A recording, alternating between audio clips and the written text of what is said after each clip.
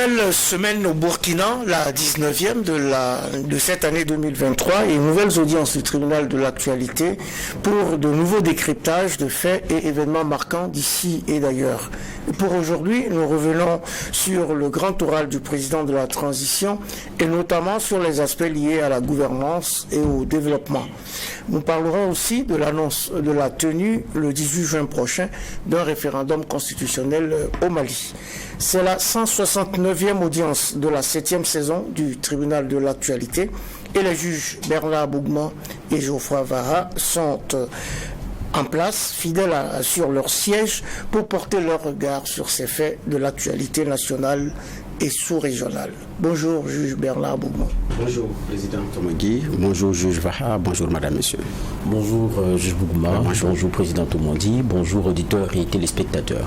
Bonjour à toutes, bonjour à tous et bienvenue à cette nouvelle audience du tribunal de l'actualité sur Trade TV, la télé interactive, ainsi que sur Watt FM, votre radio 100% urbaine. Vous nous suivez également sur nos plateformes numériques. Tout est en place pour la séquence avant-propos des juges que je convoque à présent.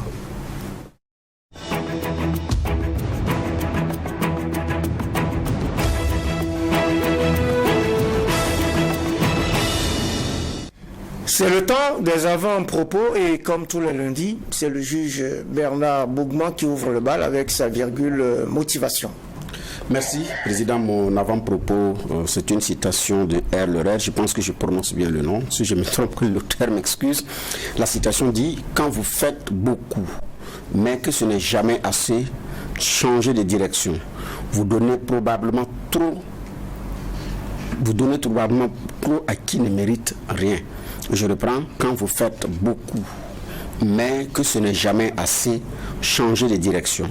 Vous donnez probablement trop à qui ne mérite rien. Donc, effectivement, quand l'effort est surélevé et le résultat n'est pas à la hauteur des attentes, c'est-à-dire que vous faites plus que ce qui est prévu, en termes de résultat, on devrait avoir plus, c'est mieux de changer de direction. C'est mieux d'essayer autre chose parce que si vous restez dans la même situation, ça ne va pas marcher. Comme l'a dit Einstein, la folie, c'est continuer de faire la même chose et espérer un résultat contraire. Et nous sommes nombreux qui sommes dans cette situation, qui ont fait la même chose. On espère un résultat meilleur, mais ce n'est jamais venu. On redouble ardemment. C'est mieux de marquer une pause, de changer courageusement de direction. J'ai dit de changer courageusement de direction. Parfois d'ailleurs, la direction à prendre, elle est à côté.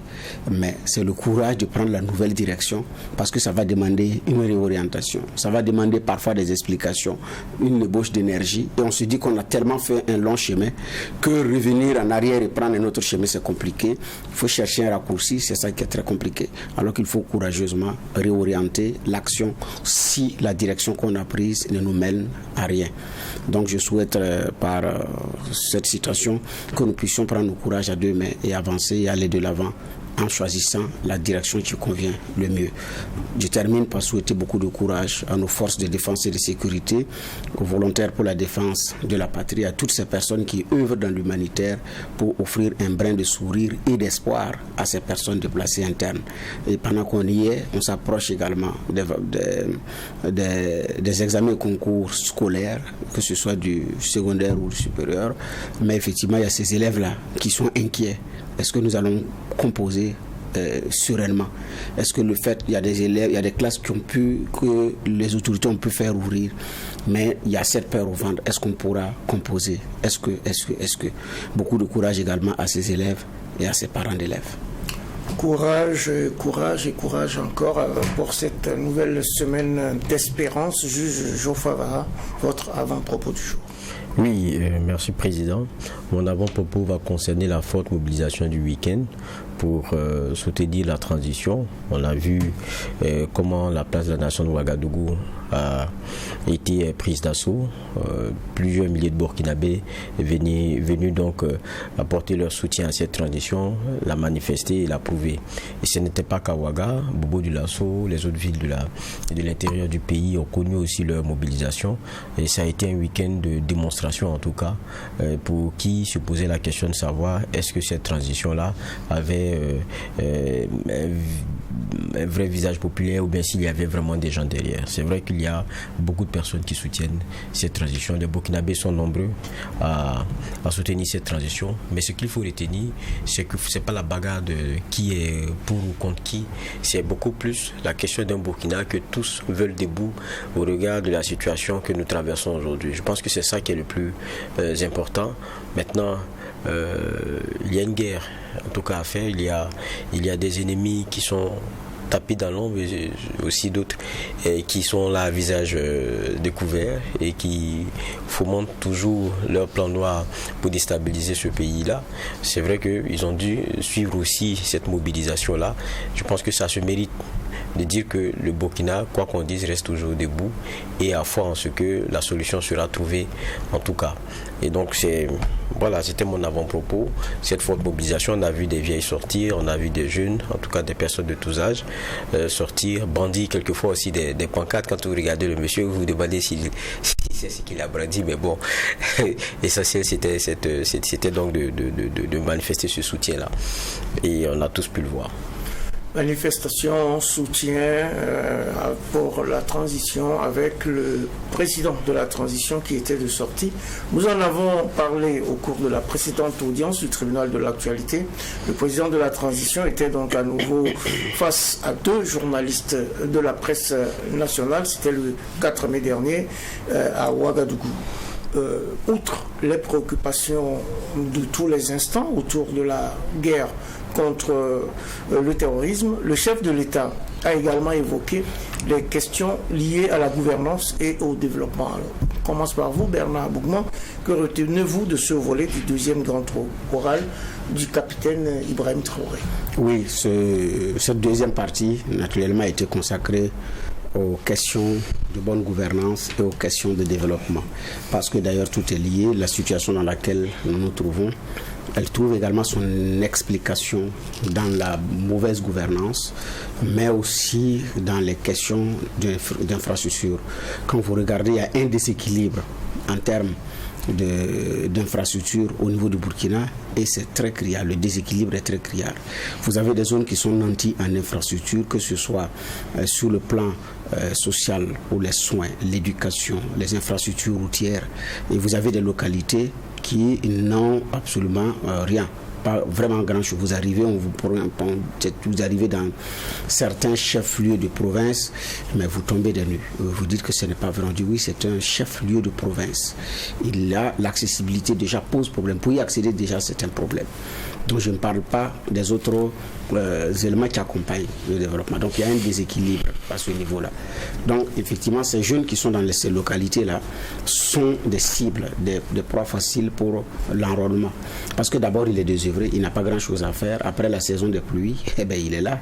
Et donc il se balade pour les événements sociaux. Ce soit un décès, c'est un mariage, c'est de la dot, c'est ceci ou cela. Mais pour aller à l'aventure, aller en ville ou bien. Donc, il n'a pas encore, il ne connaît pas ce qu'on appelle l'argent. Donc quand il voit un billet de 10 000, ses yeux brillent. 10 000, c'est suffisant pour déjà le convaincre. Quand on lui dit qu'il mettra sa famille à l'abri et ceci ou cela. Et après, il entend une arme crépiter, il prend l'arme, il tire et il se rend compte de ce que le pouvoir que ça confère à un homme qui détient une arme. C'est inimaginable. C'est devenu le plus fort du monde, il est prêt à tout. Donc il y a un déséquilibre qui a profité, qui a facilité les recrutements. Il y a une insuffisance en infrastructure qui ne facilite pas les déplacements des forces armées nationales. Donc la réalité, c'est qu'il y a un lien direct, sans oublier maintenant les méfaits de cette mauvaise gouvernance, de l'abus d'autorité dans certaines localités, et qui a fini par rompre le contrat entre les administrateurs et les administrés, compte tenu des injustices qui ont été commises, des abus qui ont été commis dans certaines zones par certains grands commis de l'État, sans oublier que certaines localités au Burkina, et c'est peu de, on le rappelle à souhait, avaient été présentées comme, quand on vous affecte là-bas, on appelle ça affectation-sanction. Donc, c'est une affectation-sanction. Alors qu'il y a d'autres pays, quand on vous affecte là-bas, il y a une bonification. Il y a une bonification. Si vous acceptez être affecté dans les zones, dans les endroits rudes, et voici les mesures qui vous accompagnent. Parce que là-bas, le climat n'est pas facile, l'environnement n'est pas facile. Et dans d'autres pays, certains ont bâti leur carrière là-bas. Le monsieur part pour un contrat de 5 ans, il sait par mois ce qu'il va toucher. Il se prépare pour faire un autre investissement conséquent. À l'issue de 5 ans, il part chercher son argent pour le mettre ailleurs. Ici, nous avons fait comme si ce n'était pas des Burkinabés. Parce que y être, c'est comme si c'était pratiquement une malédiction. Et ces fonctionnaires également qui ont été affectés de façon, on a dit affectation, sanction, quand il arrive, compte tenu du fait qu'il est frustré, il transmet également sa frustration. On m'a envoyé ici parce que votre localité n'est pas bien. C'est parce que moi je suis ceci, je ne suis pas d'accord avec leur façon de faire qu'ils m'ont envoyé ici pour sanctionner. Sinon je vais venir ici pour faire quoi? Donc de façon inconsciente, ce dernier aussi a contribué à inoculer ça dans le mental de ces Burkinabés qui ont eu le malheur seulement de naître dans un autre angle mort du Burkina. C'est même pas un angle mort, dans un autre angle du Burkina Faso. Donc, il y a un lien intrinsèque et il faut régler ces questions, même sur le plan mental. Donc, cette deuxième partie, naturellement, était une deuxième partie qu'il fallait évoquer avec suffisamment de courage parce que, quoi qu'il en soit, tout est lié. Tout est lié, dit juge Bernard Bougma. Le président de la transition a évoqué dans cette partie les questions de dématérialisation et de digitalisation pour moderniser l'administration. Il a également parlé des infrastructures routières, notamment, et puis de la lutte contre la corruption. Geoffroy Vara. Et même la question de la dématérialisation, il la voit comme étant une solution aussi à la lutte contre la corruption. Et, bien sûr, c'est ça. Et bon, il avait même parlé de la possibilité des paiements de contravention et tout, ces éléments-là. Il y a une application d'ailleurs qui est en train d'être testée à cet effet. Voilà. Et cela, il le dit très bien, contribuer en tout cas à ce que on puisse diminuer au maximum en tout cas les possibilités de corruption. C'est vrai que c'est intéressant et n'oublions pas aussi qu'il a parlé de l'armée. Il a parlé de l'armée et il est revenu sur ce qu'on sait de lui déjà, de dire que même au sein de l'armée, il y a ceci, il y a cela, certains se sont permis ceci, se sont permis cela. Mais jusqu'à présent, en tout cas, sur ce chapitre-là, on a vu le travail de la SELC, mais concernant l'armée, bon, je pense qu'on attend encore de voir, la même Agne, la même niaque que sur les politiques et sur l'administration de façon générale, civile. Maintenant, l'armée, ça, jusqu'à présent, on attend et chaque fois que la question est venue, c'est on y travaille, soyez patient, on y travaille, soyez patient. Bon, on est patient, on attend donc de voir. Parce que le président, il a été parmi ceux qui ont reconnu qu'au sein de cette armée, il y a des problèmes. Donc je pense que, et on espère que cela va ressortir très vite. Et c'est vrai, quand il parle de la digitalisation, c'est une solution. Mais quoi qu'on dise aussi, il y a à moraliser aussi un peu le travailleur que nous avons. Parce qu'à la fin, tout finit par une rencontre entre l'homme et l'homme. Alors que c'est là que peut intervenir la corruption si les deux, c'est-à-dire corrompus ou corrupteurs, ne sont pas possibilité qu'il y ait corrompu ou corrupteur. Si ces personnes-là n'ont pas certaines valeurs, ça va être très compliqué. Donc, et on est dans une situation de guerre, une situation qui demande une mobilisation de ressources. Et si on va continuer certains comportements, je pense que ça va être très difficile. Maintenant, qu'est-ce qu'on fait en la matière? Je pense qu'il y a beaucoup de réflexions qui ont été menées depuis même Badou sur le délit d'apparence. C'est passé à l'Assemblée nationale, mais en clair, ça a permis par exemple d'épingler certains avec le travail que le RENLAC a pu faire en termes de pression et tout, mais regardez dans notre vie de tous les jours. On connaît des corps de métier où le monsieur, 2 ans, 3 ans après, ce qu'il dépose, c'est sans commune mesure avec son salaire ou les activités qu'il pourrait avoir. Et même les activités qu'il développe, vous vous demandez où il allait chercher cet argent-là. Mais, s'appuyant sur lui, tout le monde est au courant. Mais c'est quand ça concerne quelqu'un qui a un certain niveau politique, mais un certain niveau de responsabilité au niveau de l'État, on a l'impression que c'est là qu'on peut parler de corruption, c'est là qu'on peut parler de deniers publics qui soient confondus aux ressources personnelles. Mais sinon, on connaît bien à Ouagadougou le nombre d'agents de l'État qui sont très bien à l'aise grâce à ça. Mais bon, sur ce chapitre-là, on a l'impression que bon, ça passe. C'est-à-dire qu'on est plus regardant, on est plus, comment dire cela, on est plus austère à la critique lorsqu'on parle du dirigeant.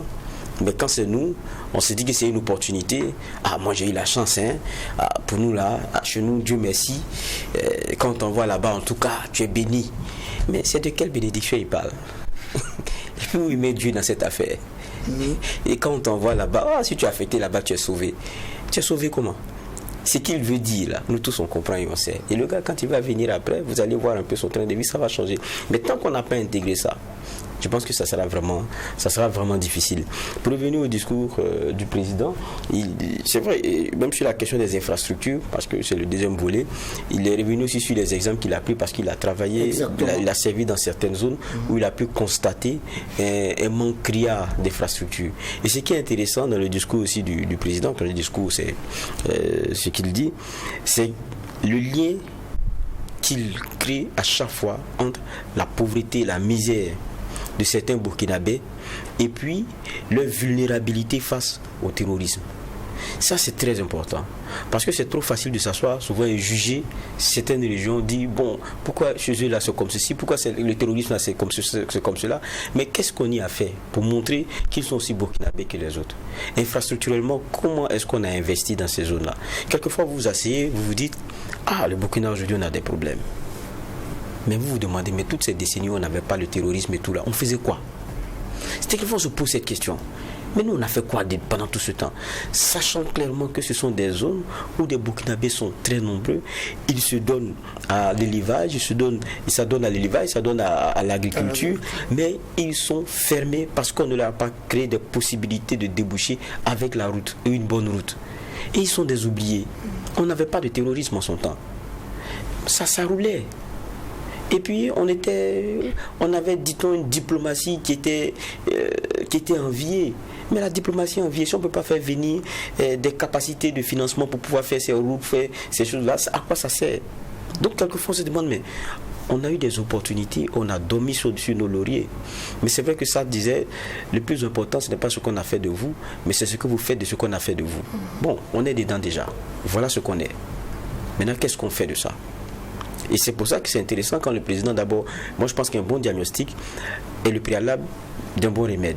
Donc, quand vous savez qu'il y a cette vulnérabilité-là qui risque d'apporter de l'eau au moulin du terroriste, il faut couper. Donc, il faut penser déjà à ces populations-là, leur trouver des alternatives. C'est pour ça, sur la partie économie, moi, quand je l'ai écouté, il n'est pas parti sur notre tissu industriel, il ne s'est pas appesanti là-dessus. Il a parlé des moyens de production, c'est-à-dire agriculture et élevage. Là, on est au niveau villageois, au niveau campagne, parce que la plupart des Burkinabés, n'oublions pas, ils ne vivent pas en ville. Nous ne sommes pas nombreux. Nous pensons que bon, c'est nous qui gérons tout, c'est nous qui sommes ce pays-là. Mais la plupart des Burkinabés, ils sont à l'intérieur du pays. Ils sont dans des zones très reculées, zones rurales, où leur quotidien, c'est comment cultiver, comment élever. Et je pense que c'est pour ça qu'il dit, la plupart des barrages qu'on a eus, on les a fait comme ça. Les digues, la plupart ont commencé à céder, il faut qu'on commence à penser à ça. Et ça, c'est-à-dire que c'est l'économie à la base. C'est la solution à la base. Parce que derrière, je crois aussi qu'il y a quelque chose d'important.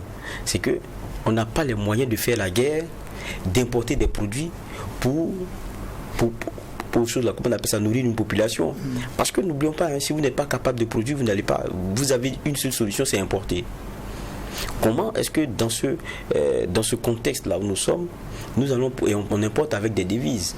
Et les devises, ça va se faire aussi avec certaines productions, souvent c'est minerais et tout, qui sont de l'ordre de l'intérêt pour les autres pays. Et c'est comme ça que sur le marché international, vous avez ces devises pour pouvoir acheter encore des produits à importer. Mais si on va rentrer dans ce cycle-là, dans ce cercle-là, il est bien vicieux pour nous. Parce qu'on n'a même pas les moyens de faire la guerre, on est en train de travailler à les mobiliser. Et ça veut dire qu'il n'y a pas un autre choix que courageusement se dit qu'il faut produire. Maintenant, là, le problème aussi, c'est que ce n'est pas seulement l'infrastructure. Il y a une autre donne, c'est la sécurité. Les gens veulent bien semer, veulent bien élever. Mais écoutez, on ne sème pas pour que quelqu'un d'autre vienne récolter. Ou bien on ne sème pas lorsqu'on n'a pas la claire certitude que la saison de la récolte là va nous trouver ici en sécurité. Donc ça devient une double comment on appelle ça, même pas un impératif, ça devient une double probabilité, donc des doubles incertitudes. C'est ça la réalité aussi de notre monde rural dans sa bonne partie qui est à la lisière des zones non contrôlées avec le terrorisme. Et ça c'est ce qui est vraiment dommage. Maintenant, comment est-ce que concrètement les solutions vont être apportées? Quand je regarde l'échange avec les deux journalistes, ils se sont beaucoup plus appesantis sur la question sécuritaire. Je pense que ça a été aussi le besoin exprimé par la présidence en termes de communication. Ça a fait aussi que c'est en même temps notre plus grand défi commun. Oui, c'est bien cela. Mais ça fait aussi que, mais sur les questions, par exemple, de développement, vous voyez que les relances et tout, on n'est pas allé dans le fond. On s'est arrêté aux premières réponses du président et puis on a continué. On n'est pas allé dans le fond sur, par exemple, même le tissu économique de façon claire. C'est vrai qu'on parle du milieu rural, il n'y a pas que ça. Avec aujourd'hui la question de l'agriculture et l'élevage, mais il y a des PME qui sont en souffrance aujourd'hui. On a une économie et un tissu qui ne se porte pas du tout bien. Et à la vérité, si on ne s'occupe pas de ça, ça sera beaucoup plus complexe. Là, je disais, lors des 10 ans de l'économiste du Faso, il y avait ces chiffres-là qui avaient été donnés, cette réalité qui avait été donnée. Les Burkinabés sont les premiers investisseurs dans un pays à côté. C'est pas les Burkinabés qui vivent en Côte d'Ivoire, c'est ceux qui quittent ici pour aller investir parce qu'ils estiment qu'ici ils ne peuvent plus faire des affaires. Bon, on va dire qu'ils ne sont pas patriotes, mais c'est un investissement doit être rentable. C'est comment est-ce qu'on relance cette machine-là. Ça aussi c'est très important. Et je crois qu'il y a la guerre à faire. Le président a dit c'est son travail. J'ai dit toujours, il y a un gouvernement aussi qu'on attend sur certains chapitres là-dessus. Moi, je pense qu'on ne les sent pas assez. Et je le dis encore, et ça c'est ma perception, même sur la communication qu'on a eue la semaine passée, c'est le président qui est venu rattraper une mauvaise communication relativement à Karma. Et ça, c'est ce que je pense. Le gouvernement n'a pas bien géré l'affaire de Karma en termes de communication. Et c'est le président qui vient rattraper ça. C'est comme ça que je vois la chose. Maintenant, c'est vrai, ça a été bien rattrapé, mais je pense qu'il y a un gouvernement qui doit se bousculer. Un gouvernement qui doit se bousculer pendant que le président de la transition apporte quand même un regard assez prospectif, assez objectif sur les questions de développement et de gouvernance, même si on n'est pas rentré dans le fond, comme a dit tout à l'heure Bernard Bougman. Le président de la transition, qui jette d'ailleurs un caillou dans le jardin des partis politiques, Bernard Bougman. Oui, tout à fait, parce que la réalité c'est que le timing de cette sortie, il n'est pas anodin. Ça vient 7 mois après sa prise de pouvoir pratiquement. Ça vient après plusieurs évaluations qui ont été faites au niveau de la transition. Ça vient aussi après plusieurs sorties de divers ordres où des gens carrément ne se sont pas gênés de pourfendre la transition à travers une déclaration. On a vu la déclaration de ces jeunes-là qui pour la plupart étaient acquis à la cause MPP. Ça, on a vu ces jeunes-là qui se sont exprimés et qui disent qu'ils l'ont fait librement. L'autre réalité, c'est que les hommes politiques étaient également en train de revenir à la surface en demandant un peu plus de place. Et donc, l'audience que le chef de l'État a accordée aux dirigeants des partis politiques, ce n'était pas anodine. Et quand vous regardez, suivez certaines interventions sur les plateaux d'émission, il y a des comptes qui sont demandés et ça a commencé à être... comment on appelle ça, à un moment donné il fallait effectivement que quelqu'un donne des précisions, surtout qu'on a un premier ministre prolixe qui a disparu des radars pratiquement.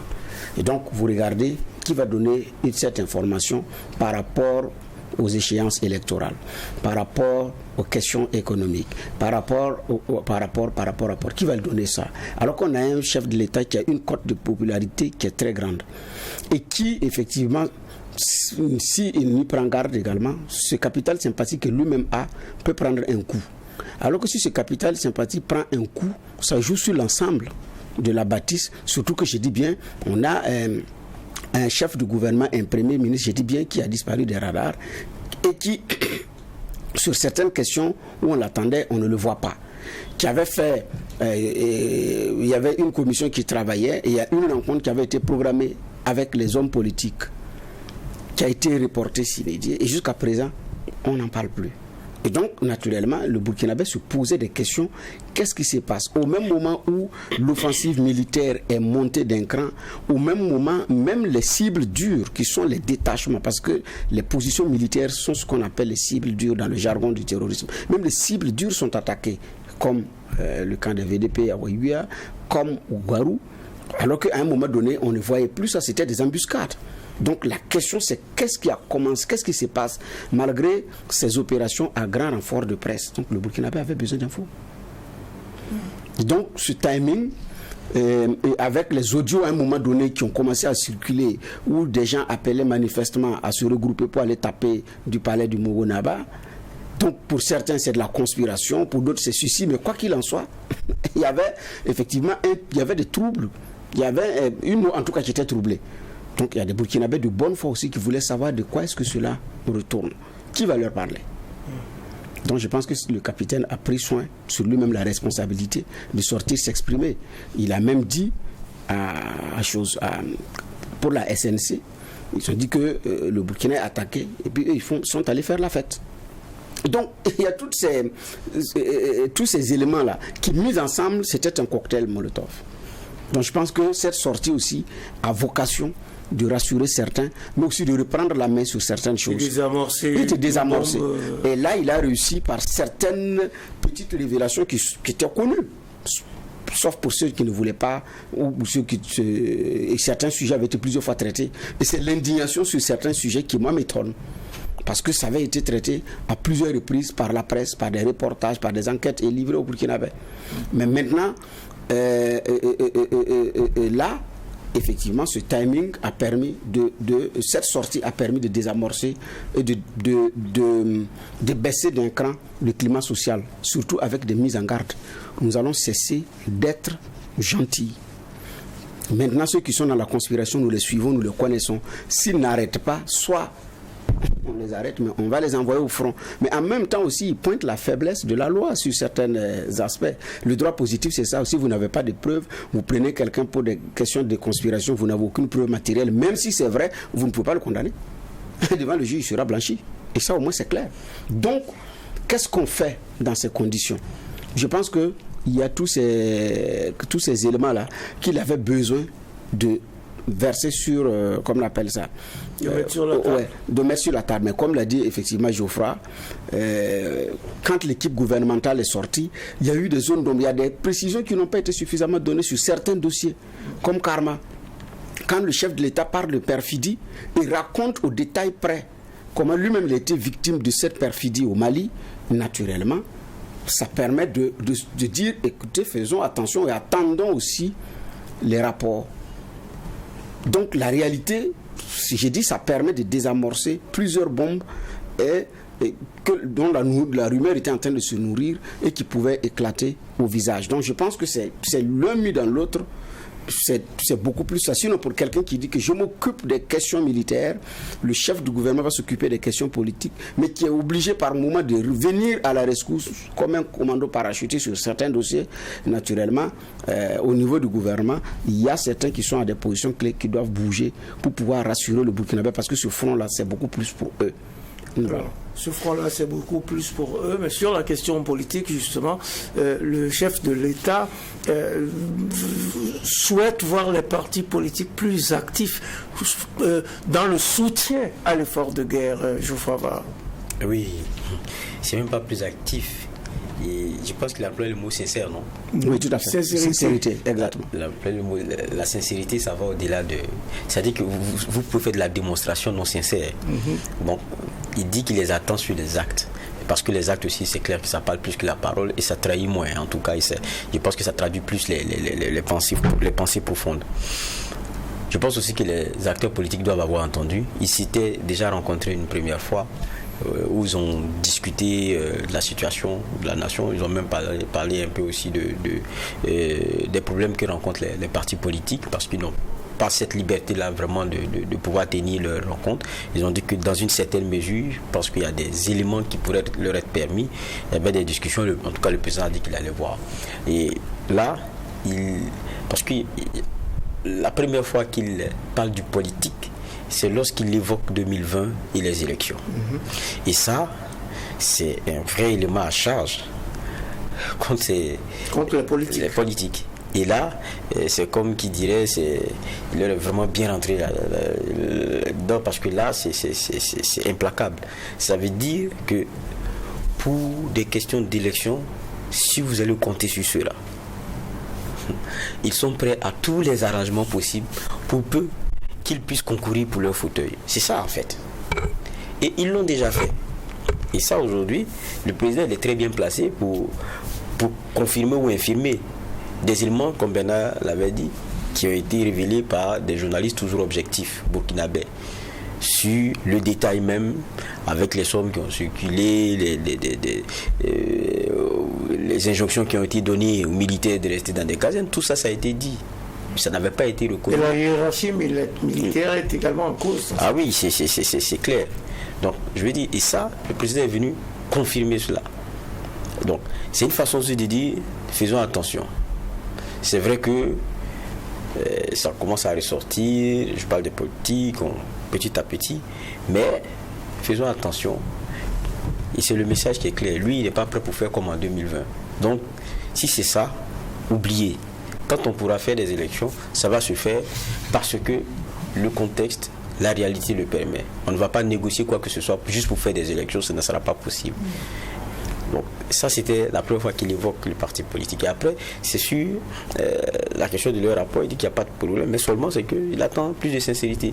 Mais il reconnaît aussi, dans des propos un peu plus après, que certains partis politiques ont ouvertement demandé à leurs militants d'aller se faire enrôler. Bon, ça aussi, c'est un acte. C'est un acte fort. Ça veut dire que les politiques sont ceux-là aussi. C'est des Burkinabés comme tout le monde. Ils apportent leur soutien pour que le Burkina puisse sortir de la situation dans laquelle elle est. Ils ont choisi de faire de la politique parce qu'ils ont une conviction qui est celle d'un moyen, d'une ligne, d'une vision qui peut permettre un lendemain meilleur pour le Burkina. C'est ça la politique, c'est pour ça qu'on va en politique. C'est parce qu'on sait qu'on a un process qui peut emmener le pays un peu plus loin. Et on a cette conviction. En tout cas, normalement, c'est comme ça. Et donc, c'est leur rôle aussi, à un moment donné, de compétir pour cela. Mais ça ne va pas se faire, en tout cas, dans un contexte de guerre, ça sera difficile. Ça sera vraiment difficile. Parce que même en 2020, il y avait le débat. Peut-être qu'ils n'ont pas trop écouté aussi le fort débat qu'il y avait. Certains demandaient, mais est-ce qu'il est opportun aujourd'hui de parler d'élection dans le contexte dans lequel on est? Ils ont dit non, c'est possible, c'est pas un problème. Et puis on a vu des attaques qui ont commencé à cesser.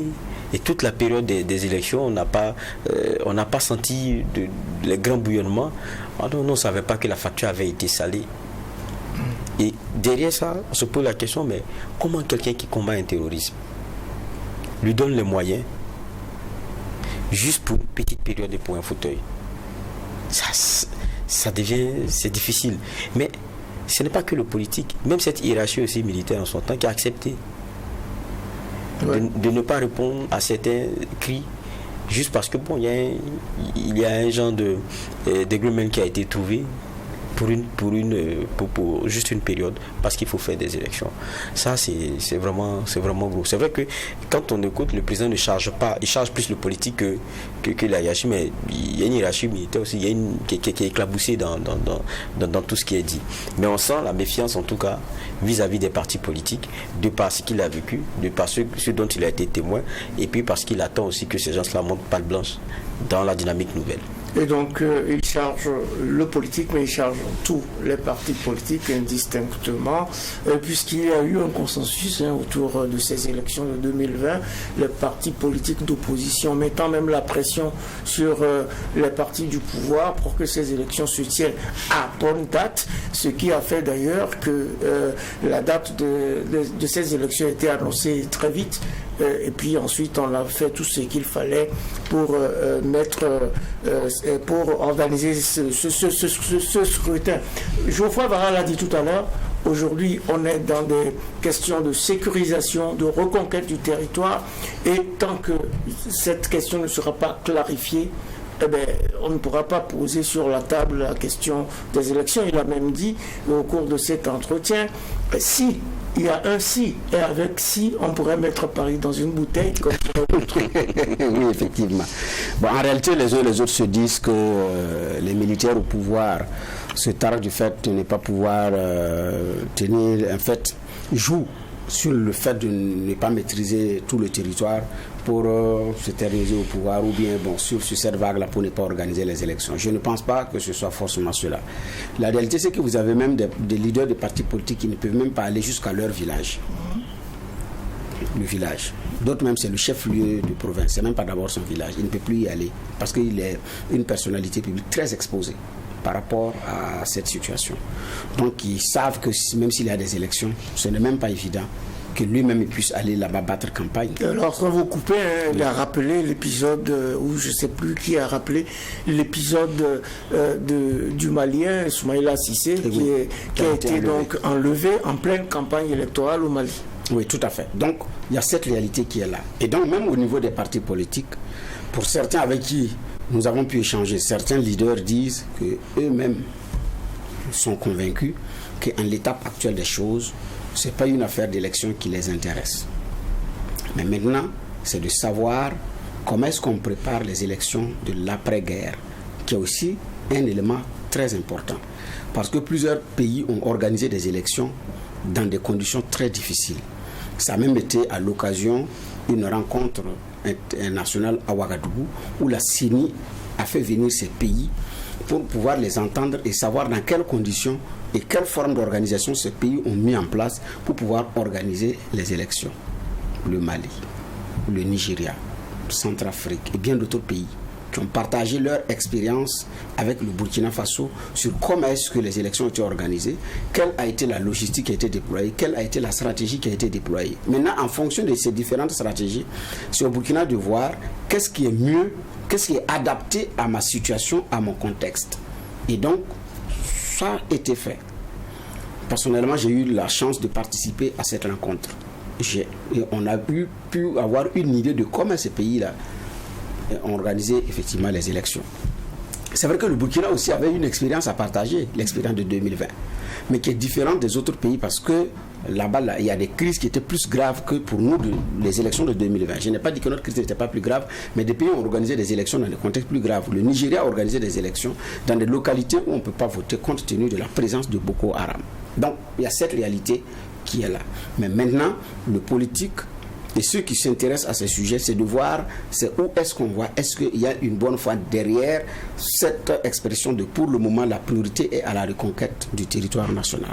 Je pense que les autorités qui avaient négocié avec la CEDEAO sous Damiba, les autorités burkinabées, avaient bien vu quand elles ont négocié également le concept du compromis dynamique pour dire que si nous arrivons à régler le problème avant, on organise même des élections avant la date. Dans le cas contraire, on modifiera la date pour pouvoir nous conformer aux engagements.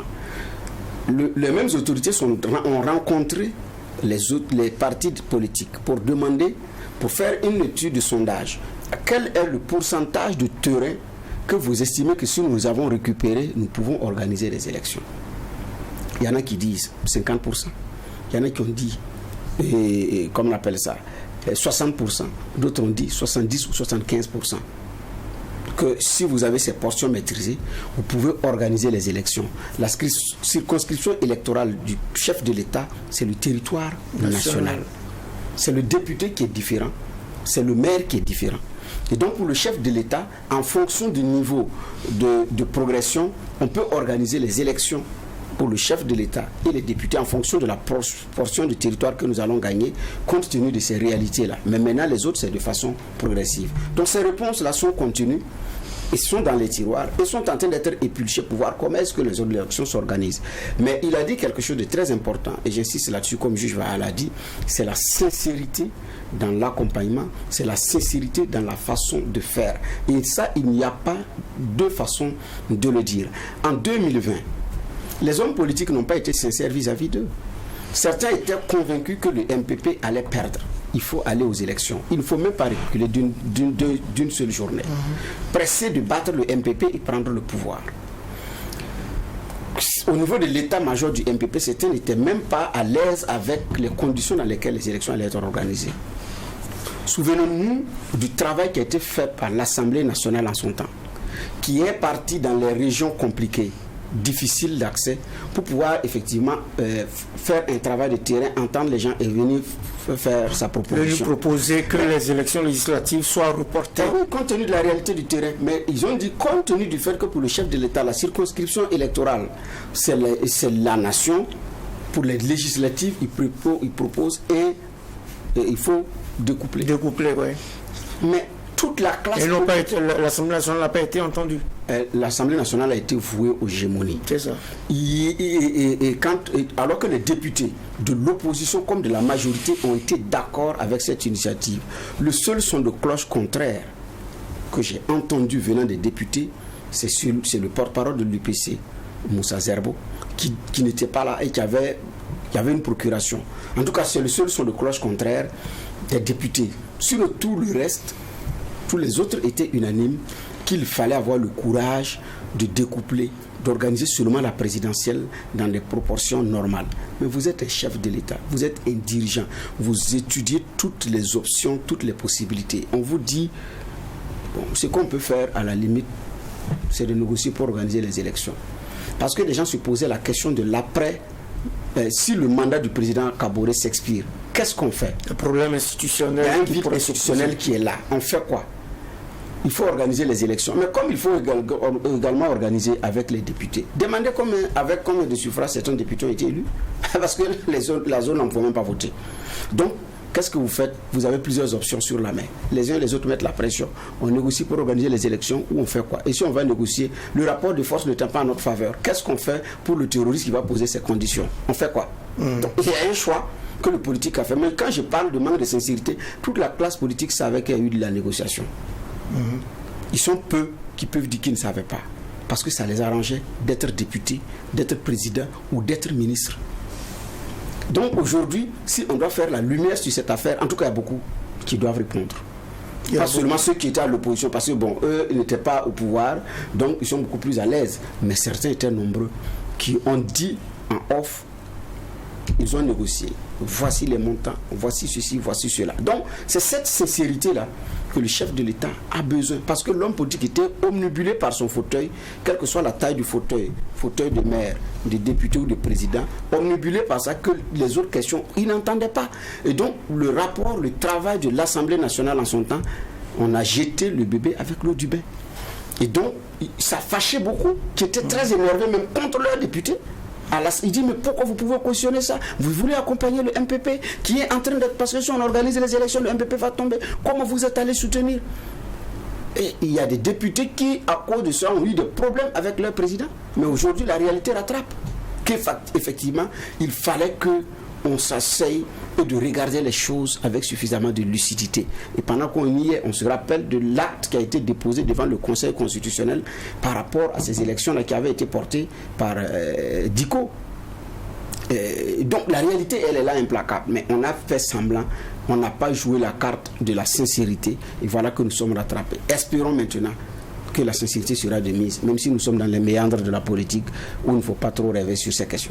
Espérons que les choses changent. On n'a plus beaucoup de temps. On va rapidement aborder quand même ce référendum constitutionnel puisque c'est une actualité pour laquelle nous sommes concernés aussi au Burkina. Il y a un projet de nouvelle constitution dont on nous a parlé récemment et puis au Mali. Ce référendum qui était initialement prévu pour le 19 mars dernier est finalement annoncé pour le 18 juin prochain. Une bonne nouvelle selon vous?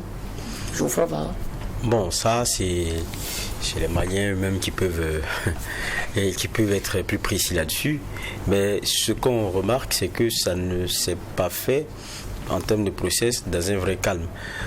Même si pour les autorités maliennes, on invoque le fait qu'il y a eu cette recommandation-là lors des assises de décembre pour une nouvelle constitution. Donc il faut y aller. Alors qu'il y a beaucoup de points qui ne font pas consensus. chez les Maliens aujourd'hui. Notamment, là, on a vu même la question de la laïcité avec la Ligue des imams qui a demandé qu'on ne parle pas de laïcité, mais d'un pays qui soit multiconfessionnel. Il y a beaucoup d'autres petits éléments comme ça et qui viennent, et il y en a qui posent aussi un autre problème. Ils ne sont même pas dans le contenu de la Constitution. Ils sont sur la légitimité qu'a une transition de pouvoir changer ces choses-là. Et ça, c'est un autre débat encore. Ils se disent, c'est pas à Goïta de le faire, il faut qu'il s'occupe des premières questions qui sont d'abord sécuritaires. Après, on sait que c'est les questions évidemment alimentaires, les pressions alimentaires et autres.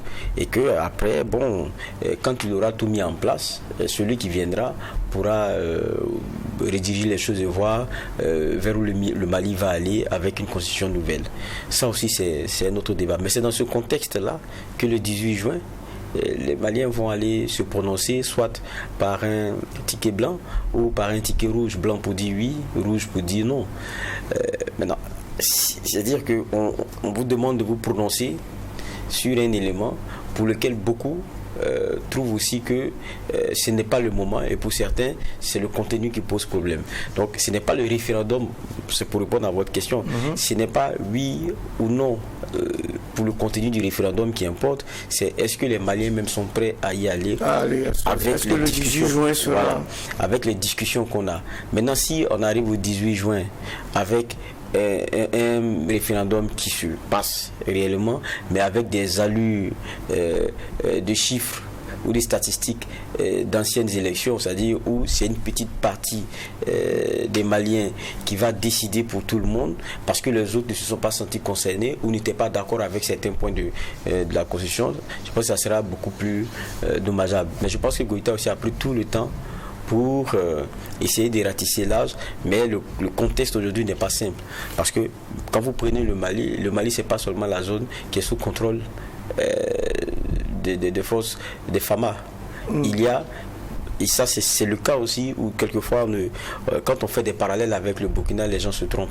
Au Mali il y a des terroristes et puis il y a des gens avec lesquels l'État a décidé aussi d'avoir des accords, qui sont armés et qui sont sur son sol.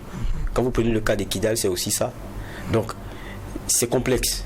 Ceux-là, il y a donc la grosse équation de l'accord d'Alger, par exemple. Oui, il y a la grosse équation. Et notamment ceux qui sont signataires de ces accords-là, comment est-ce qu'ils voient aussi cela? Parce que c'est des Maliens. Oui. Voilà la réalité. Ouais, c'est la réalité. On apprend d'ailleurs ce matin que cette convocation du corps électoral pour le 18 juin est décriée par une bonne partie de la classe politique qui dénie, vous l'avez souligné, aux autorités de la transition malienne d'initier un tel projet et de faire appel à la justice. Ça veut dire que on est toujours dans les réglages. Est-ce que ça aura lieu ce 18 juin? Comment ça va impacter le processus au Burkina? Le juge Geoffroy Vara semble croire que les réalités ne sont pas les mêmes. Votre avis là-dessus? Les réalités ne sont pas les mêmes. Maintenant, les deux pays veulent faire les mêmes process. D'ailleurs, la dernière fois, quand M. Khalifa Rassere était là, il disait que la constitution du Mali ne sera pas du tout adoptée. Ça va être le cas pour le Burkina. Bon, là, on attend de voir ce que ça va donner. Mais une constitution ne fait jamais l'unanimité. C'est pas possible parce que les sensibilités n'étaient pas les mêmes. Donc, ils ne sont pas les mêmes. C'est pourquoi d'ailleurs, on l'appelle, pour la valider, on appelle un référendum. Mais maintenant, c'est le oui qui l'emporte. Si c'est le non aussi qui l'emporte, c'est le non qui l'a emporté, compte tenu des divergences. Parce qu'en temps normal, le citoyen doit savoir réellement ce qu'il y a, parce que ça va régir, la Constitution, ça va régir son quotidien. Donc il y a un travail de com à outrance et d'information à outrance pour que le citoyen sache à quoi il s'engage en disant non ou en disant oui. Et donc, ce travail doit être effectivement fait par les entités de la société civile et tout. Voilà. Donc, maintenant, il y a des questions sur lesquelles les uns et les autres ne transigent pas. J'ai dit, les procès sont à peu près les mêmes. À l'avènement du pouvoir des militaires, que ce soit au Mali ou au Burkina, la priorité n'a pas été la transition et la constitution.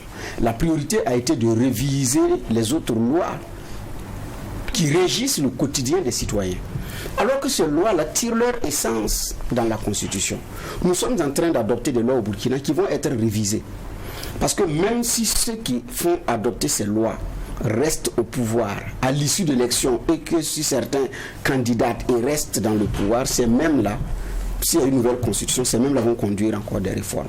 Parce que le contenu ne sera pas adapté si on part à une nouvelle constitution. Ce qu'il fallait faire, c'est quoi?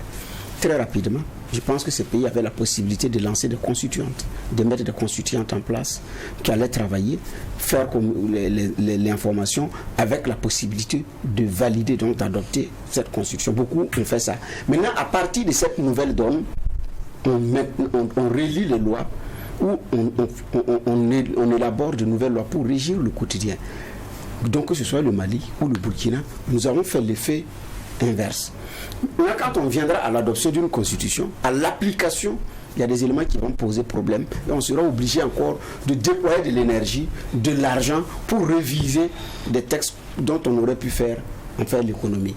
Mais bref, je pense que chaque transition a ses forces et a ses faiblesses.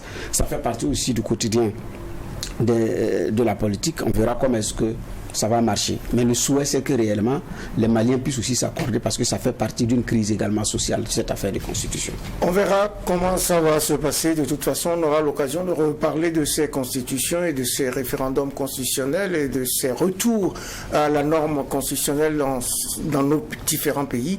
Ainsi s'achève cette audience du tribunal de l'actualité qui a abordé avec les juges les questions de gouvernance et de développement de la transition au Burkina, ainsi que le référendum constitutionnel annoncé le 18 juin prochain au Mali. Merci, juge Bernard Bougma. Merci, président. Merci, juge Geoffroy Vara. Merci. Merci aux équipes techniques de réalisation ainsi qu'à vous tous, auditeurs et auditrices de Watt FM, téléspectateurs et téléspectatrices du Tri TV pour votre attention et pour votre fidélité.